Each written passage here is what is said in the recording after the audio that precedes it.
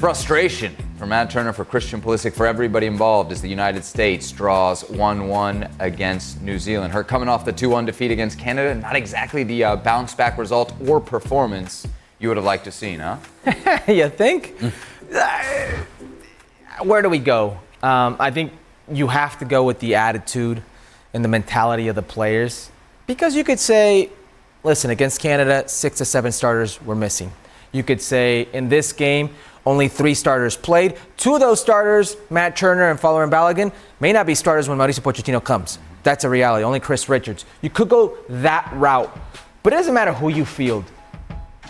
As a pool, you probably most definitely have more than New Zealand. And at the bare minimum... New Zealand just got rocked 3-0 by Mexico. And it should have been 7. At the bare minimum, pride has to come into play. Mentality. And that was missing. And I'm sure we'll get into it. Christian Pulisic and his quotes after the game, post-match, that's just a player screaming for help. And maybe he should help himself, but he sees just how low mentally they are at the moment. He spoke about culture. When your own captain starts speaking about culture, you know it's gotten rotten. You know it's become toxic within. It's been a bad window, Ale, but they don't have a manager. It's September. Are we looking too much into what we've seen over these last 180 minutes from the U.S.? It's just not good signs.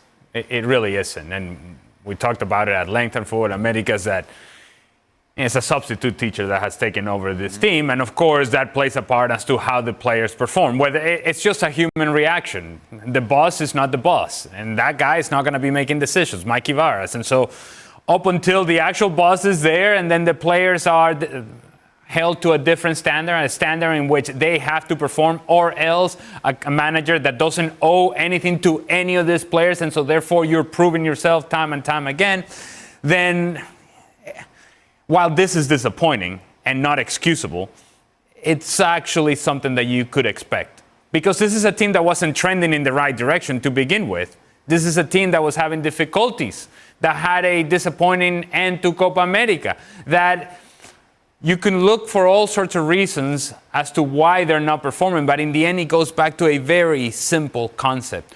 Up until this team starts running, tackling, working, then nothing's going to happen.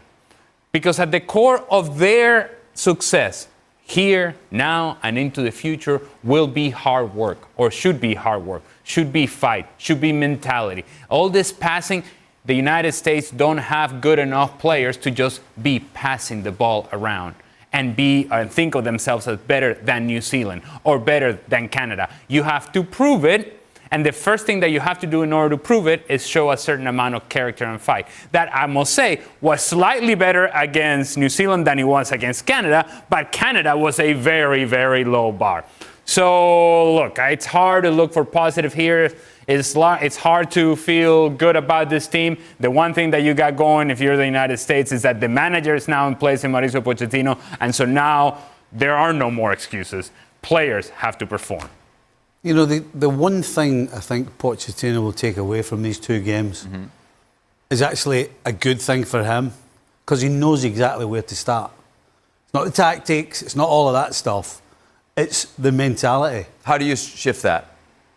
Well, it may be obvious that that's where they need to start, but how do you... No, it's dead easy. Really? You hold them to a standard. Off the pitch and on the pitch. What does that mean? Harder training sessions? Because that's what everybody says with Pochettino. No, it's the attention to detail. It's the 100% effort. When the whistle blows, whether it's a game or whether it's training or whether you're doing a function, you see who's clued in and who's not clued in. And if you don't want to be clued in, then see you later. Goodbye. Are you seeing a team that's not clued in their training sessions? Oh my goodness. You know, again, the best teams in the world all play the way they train. Every single one of them. Every decent team I've ever been in plays the way they trained. Because you cannot spend Monday to Friday, whatever it may be, not putting it in, not concentrating, not being alive, not listening, and then think that you're going to turn up to a game and perform. It doesn't work that way. You get away with it every now and again, but it doesn't work that way. So right off the bat, he knows the very first thing he has to do. Get into them, get them clued in, and get the mentality right. You know, Steve's an experienced coach. An experienced coach comes into the Mexico program, and you hear those players post-game playing against Canada, and it was a very just ugly game, rigid, ugly game. And the first thing they say post-match was, it was made very clear to us that they should not outwork us. We lose, but we are not getting outworked. There is no way they come in and bully us here. Mikey Varas is a substitute teacher. Sure. Did he set him up to win? Probably not. Played 3 at the front. You know, Farland Balogun flanked by Ricardo Pepi and Haji Wright. 3 nines off the bat. Brandon Aronson in the midfield, in the center. Probably didn't set them up. But at the bare minimum, the message should be, we defend our home. We don't get outworked. It wasn't like, well, let's get numbers forward. Let's go and try to create a chance. No, it was just like, oh, shoulders down, heads down. This is who we are. Oh, me, my, oh, my. We move on. It's all too easy to just kind of put the head down, shoulders down. It tells me that the level of confidence of the group is not there, that the mentality is not there, that there's a whole lot of stuff that needs to be addressed, that it's not so much about on the field, but it's to Stevie's point, is what do we do in preparation to getting on the field? It's too late once you get on the field if you haven't worked on it coming into the match. And I get the sense that this is a team right now that is expecting for things to go wrong. And when they do go wrong, it's like, well, we knew it was going to go wrong. When you see a lot of them playing, they look like wannabes that are not prepared to take the extra step. But think they can. Well, they think they can. They don't. Yeah. What does a wannabe do? What does that look like? They want to play for Man City. They want to play for Liverpool. They want to play for all the teams that are winning all the championships. That's what they want. But to do that, you've got to sacrifice and you've got to put the extra bit in, whatever it may be. They look as though they think it's just going to happen. Just turn up and it'll happen. And to go back to the very first thing that we've all spoken about, the very first thing is you work harder than the guy standing next to you. Whether it's your teammate or whether it's the opposition. You make sure that you cannot, nobody can point a finger at you and say you didn't get there because you didn't put the work in the proper manner. All right, the man in charge of getting him to do all that work is, of course, Mauricio Pochettino, but the guy who brought him in is Matt Crocker. Let's hear what the technical director over at US Soccer had to say about the appointment. Quote, Mauricio is a serial winner with a deep passion for player development and a proven ability to build cohesive and competitive teams. I am confident that he is the right choice to harness the immense potential within our talented squad. That's from Matt Crocker. What are the players themselves saying? Let's listen in. I don't know about the cereal, but... Big news for the program, of course. You know, a coach with a lot of experience, and hopefully someone that's going to come in and, you know, turn things around here and, you know, compete and start to win.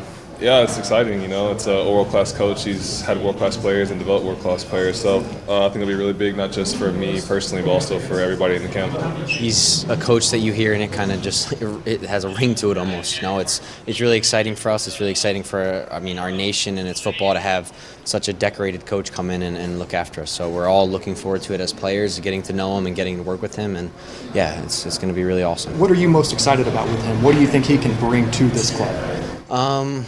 Yeah, I think a lot of things. I think personally, on a personal level, learning from him, growing my game, and I think that's with everybody too. Learning, getting better through him, teaching us things, and I just think like just almost like him coming in and having like an aura about him almost, you know, like someone to look up to, and we know that he's going to play high-intensity football and it fits us, so I think a lot of things are going to work and it's going to click. Kind of a new style of play, or at least a functioning style of play. I think that's something that we've kind of been trying to find our identity with for the last few years, and I think having stability, I think will be good for us. I hope he can, you know, bring a new winning mentality, a culture within the team that's really going to make a switch and flip a switch for a lot of the guys to really to take a step up. So I think that's what I hope he brings. Mauricio Pochettino excited as well. Here he is on his Instagram, the start of an exciting new journey and one I'm very proud to be part of. Let's make it one to remember for all. The reports are in. He's going to make about $6 million a year. Not exactly what he was making at Chelsea, but still pretty good cash in terms of the international manager market. All right, so we know Pochettino's kind of a mentality guy. Based on everything that we've been saying here, perfect, right? Exactly what they need right now is this manager. Yeah. And listen, U.S. Soccer's... Do you have any doubts that he can fix What's fixed? The mentality issues? Because that's what everybody's talking about is attitude, You know what? mentality. That's the bare minimum. I mean, I see players who It may play be the bare minimum, but it's the issue right now. No, but that's exactly where you start, Seb. I mean, honestly, I see individuals out there. I'm watching this game against Canada, and I'm seeing the best player the U.S. men's national team has is Christian Pulisic. Chopped down, play after play. Jesse Marsch is sending a message. You see anybody go defend him? No. Do you see anybody go Certainly defend not his the first teammate? half, yeah. No. Brendan Aronson almost gets his ankle broken against New Zealand. There's no problem. You okay, buddy? There's no pride. So Pochettino comes in, and forget about the resume for a second, okay? The bare minimum. If you're Pochettino, because there's going to be some players who are not going to win starting positions based on this window. They never were. Mm-hmm. But I'll tell you what, there's some players who may be playing their way out of the national team. The pool. Who? Matt Turner, he's right now, Tim Ream, those type of guys, you should be worried. You should be worried because Mauricio Pochettino comes in, he's going to have his guys, his way of playing. And if you're one of those bubble guys who's low on confidence, has a terrible club situation right now, and all of a sudden there's doubts about your standing in the national team, I don't care if you're a starter or not. It's carte blanche. It starts over. So, bare minimum, he's going to come in and, I can't even believe I'm saying this, change the culture by asking him to do the bare minimum. Mm-hmm. Listen to what I'm saying. To do the bare minimum. I've played against Stevie's teams before, back in the day. You kick one of their players, there's going to be 3 more kicking you the next play. That's a team. You protect each other. This team doesn't look like they protect each other. Mauricio Pochettino is going to come in and immediately fix that. Now, his resume speaks for the rest. I think he's got raw enough material to make this team a difficult team to play against. They certainly won't be playing out the back. They certainly won't be a team that plays progressive football. You're not going to see Spanish-type play in the final third. But the teams who have been successful in world football, the Argentinas, the France, they've done it being pragmatic. They've done it being stingy. They've done it being fast in transition. Does the U.S. men's national team have that? Absolutely. He can make that. We're looking at his resume here. How big is the aura factor to that? I think it was Brendan Aronson mentioned. You know, there hasn't been a lot of aura around U.S. managers since maybe going back to Jurgen Klinsmann. Maybe that's even a stretch. But certainly that seems to be one of the big selling points here around him, Ale. I think he will get the attention of the players right away. He is not a buddy-buddy. He's not a guy or a name that they have been comfortable with or around that sort of name for a while. And so what they will understand right away, I think, is that Mauricio Pochettino will have an objective evaluation of these players. Not an evaluation based upon relay. Those guys better bring their very best. And so, as I said before, this is Christian Pulisic and 10 more. He's in a different category altogether. And Christian Pulisic himself just kind of talked about it and alluded to it. It was, hey, we need other guys to bring their level up. I think Mauricio Pochettino is going to demand that from other players. They're going to have to bring the level up, and there are going to be players that get an opportunity that didn't before. Because guess what? When you start evaluating this team objectively right now and everybody starts from zero, there are a lot of players, and Herculez just mentioned it, that are in bad club situations, that are not playing every weekend. And now you give a chance to those that actually have been playing to say, hey, excuse me, you may not have heard of me, but this is what I can do for you. A guy like yesterday, for example, Marlon Fussy. Yeah. Marlon Fussy could walk into the studio right now and we would have security like, hey, who's this guy? Who's this guy? Right? But that's the sort of guy that has opened at least somebody's eyes and has brought some attention to himself that wasn't there before. Absolutely. How quickly, Stevie, can we expect a turnaround here? You look at the women's program, they brought in Emma Hayes, they won a gold medal like a month later. Well, she clearly created a togetherness very, very quickly. And I think you could tell by the way that Pulisic was talking there, how he was almost begging for... Yeah. Which is so strange because under Berhalter, all we heard was, we got a great culture. Yeah. Do you know what? The old classic talking shit. If you're hearing everybody talking about it, it's not true. Why are you going to talk bad about the coach when he's still the coach, right? Sure, like, but that was the thing, you know, I'm not wrong, right? That was the thing that everybody pointed to, that and this guy has these players look like culture. hypocrites now, but you're never going to talk bad about your boss with your boss right there. But as far as Pulisic is concerned, he has to be front and centre in creating this as well. Not just the manager. The manager has to bring in the bat. He's got to walk around with the bat ready to hit somebody with it if they don't toe the line. But Pulisic and the other, I would suggest Ream's probably going to stay around because of his experience right now.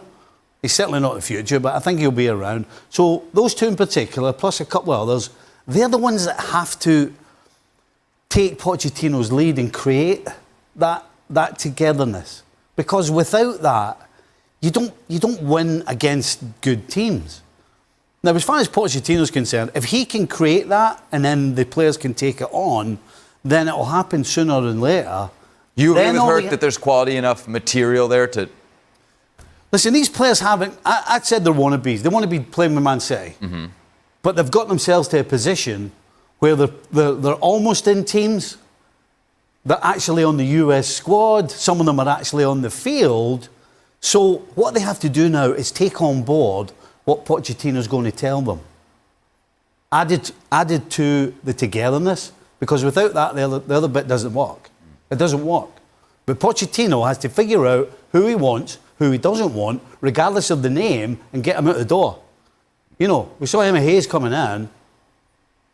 Who was the first one to go? Yeah, Alex Morgan. Yeah, Alex Morgan. Yeah, no, big that name. tells you Name. that sends a big message to everybody else that, you know what, I need this, and I need this, and I need this. And if you don't give me this and this and this, then thank you very much, but you won't be part of it.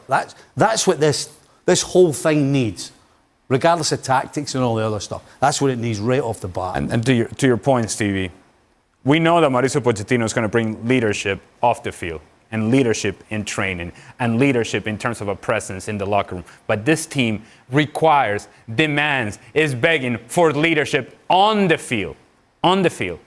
And you have to imagine that leadership has to come from a guy like Christian Pulisic. He carries that responsibility because of his stature in the game. It's just a natural expectation of a guy who is your best player to, at the very least, be among the leaders of your group. And so he has to embrace it, doesn't he? Absolutely. I mean, I feel like the performances from Pulisic are very